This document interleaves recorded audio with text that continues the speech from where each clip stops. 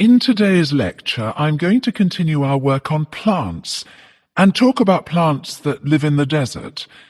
Now, just a bit of background information first.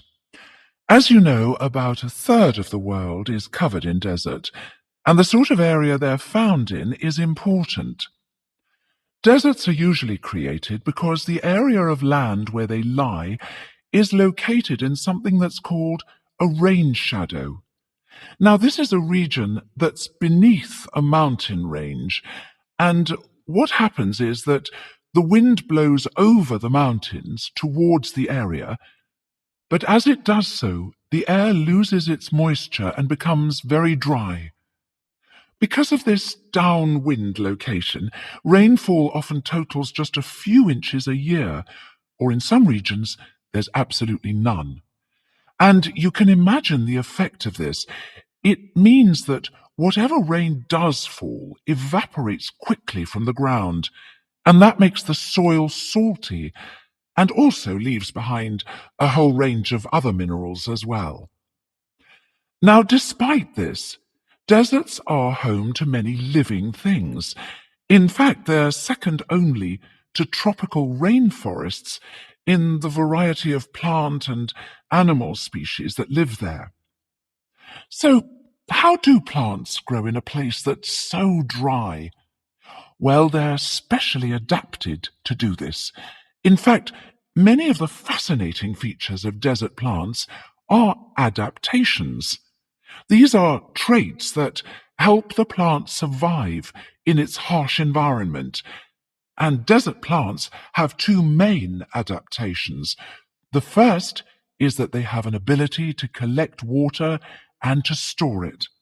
Some have large root systems and amazing internal water storage systems. The second adaptation is that they have features that can actually reduce water loss, and these are often very special leaf designs or additions to the plant structure. So let's have a look at some examples. Desert plants often look very different from any other plants.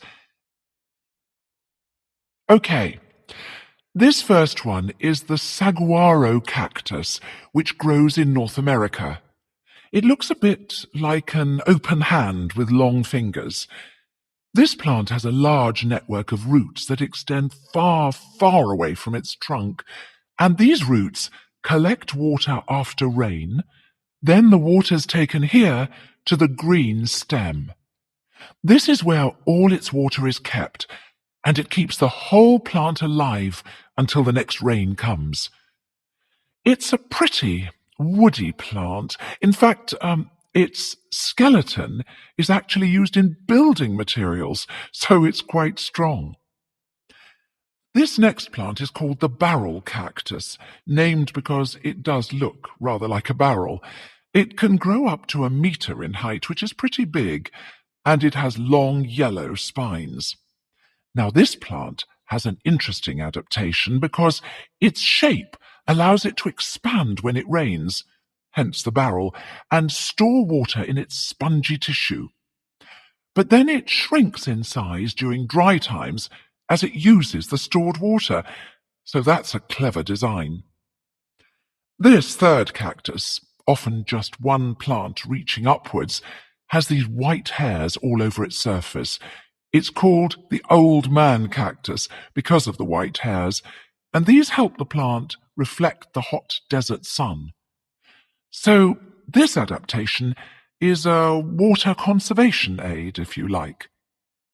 Another adaptation, not directly connected with water, but with survival, is found on something like the prickly pear cactus. There are hundreds of these in the Mexican desert. I'm sure you've seen them on films and adverts. Yes, so because desert plants store water in their spongy tissue, animals will eat them. So the plant has sharp thorns, specially designed to prevent the predator from being able to, well, get near it at all. Our next plant is called the desert spoon. This plant has long leaves that fan out, and they're very succulent because they can also store water inside. However, they're also usually very tough, and this helps keep the water inside and also makes them less tasty.